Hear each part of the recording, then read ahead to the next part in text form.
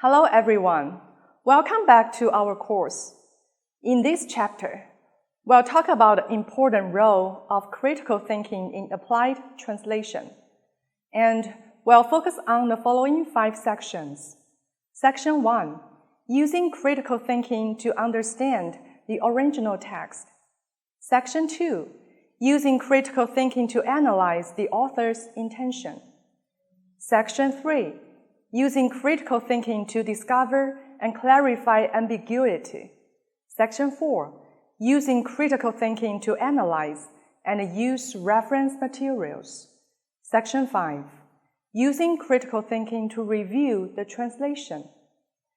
The above categories and examples in this chapter were adapted and taken from Professor Li Changshuan's works, Non-Literary Translation, 非文学翻译, and the theories and applications of non-literary translation, 非文学翻译理论与实践. Okay, today we'll discuss the use of critical thinking in understanding the source text or original text. Before we get started, I have a question for you. What is critical thinking?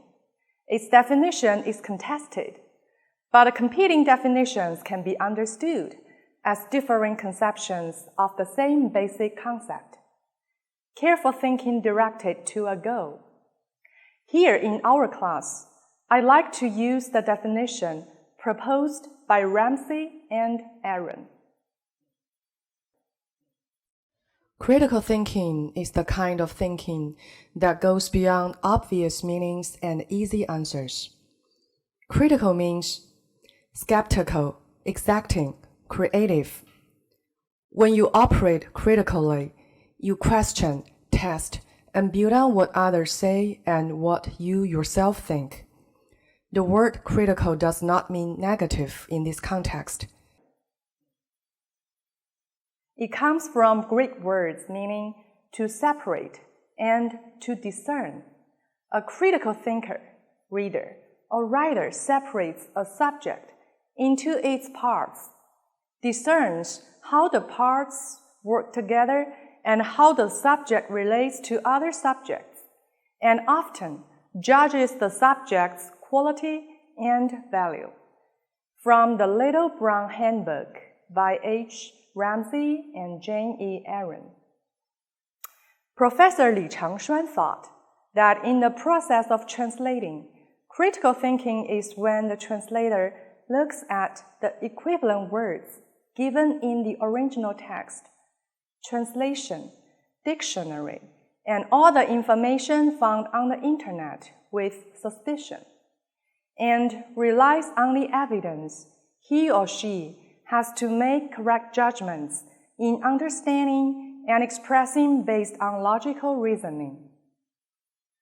Critical thinking allows the translator to find the hidden information, make independent judgments, and avoid mistakes, and find the fallacies or improprieties of the translation so as to modify the translation to make it as perfect as possible. The translator is the most attentive reader. Critical thinking is the translator's most powerful weapon. And translators need to use critical thinking at all stages of translation activities to ensure that their translations are unassailable. The translator should understand the meaning of each word, every sentence, every paragraph, and the whole text within the context of the article and society. The translator should not see the isolated words, but the meaning of each word in the sentence, the meaning of each sentence in a paragraph, the meaning of each paragraph in an article, and the meaning of each article in the whole social trend of thought. First of all, translators need to understand the meaning of each word and should always remember no context, no meaning. And they should pay attention to the following situations: the literal and the real meaning of the same word, the analysis of multiple meanings of the same word, the understanding of the relative meaning of a word, the avoidance of causing misunderstanding, the understanding of the underlying meaning of a word, and the differentiation of synonyms. Second, it is important for translators to understand the meaning of each sentence. And they need to pay attention to the following aspects. Translate after careful reading. Never assume when translating. Figure out the logic of sentences and correct the errors in the original text. Third, translators should understand the original text in a broader background. In translating a whole text, translators should place it in the social background to deeply understand it. Fourth, translators should analyze the original text from the perspective that is in accordance of common sense. If you find the original text doesn't follow the common sense, or if you find it is different from your understanding, stop translating directly. It is necessary for you to investigate whether it is due to your ignorance or the author's mistakes. Finally, it is the translator's responsibility to correct the original text when they find mistakes. Being a consultant is the other role of translators, and they should suggest the author make corrections to the original text if mistakes are found. Okay, so let me use the following two examples to illustrate the use of critical thinking in reading the original text. Example 1. Each word has a generalized meaning and a specialized meaning.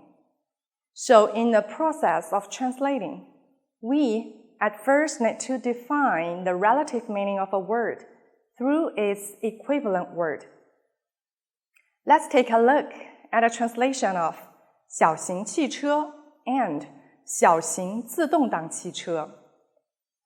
Here is the original text.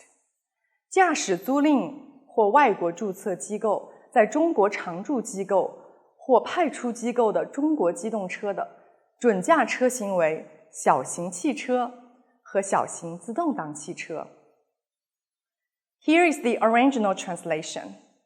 The type of Chinese motor vehicle from car rentals or authorized foreign organizations that a temporary driving permit holder is allowed to drive must be a car with manual or automatic gear.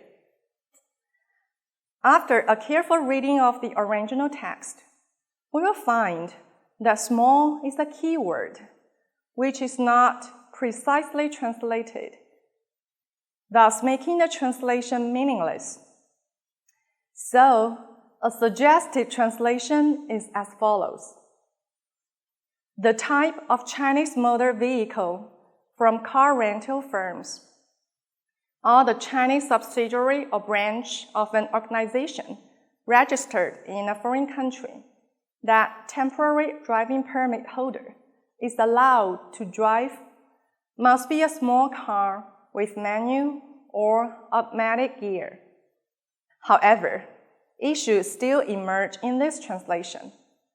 For example, a small car, at least in the United States, refers to small economic vehicles with small displacement automobiles, which indicates that foreigners are not allowed to rent and drive fancy brands such as Mercedes-Benz. In fact, in Chinese culture, small cars, 小车, refers to a variety of automobiles include sedan, SUV, MPV, and even minivans.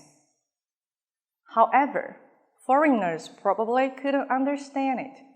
Therefore, it is suggested that 小型汽车和小型自动挡汽车 be translated into small vehicles with either automatic or manual gear. Okay, let's move on to example 2, which tells us how to organize the logic of sentences. Here is the original text. 手提包要经过 X 射线机器的检查或者人工检查。The original translation is, handbags must be checked by the X-ray machine or the security staff. However, machines are unable to conduct an inspection and only human beings can do it. Therefore, the translation is revised as follows. Handbags must be put through the X-ray machine for inspection and, if necessary, checked by the security staff. To sum up, critical thinking is the most powerful weapon for translators, which will help us understand the original text deeply and make the correct judgments. In Section 2, we will talk about the use of critical thinking in analyzing the author's intention.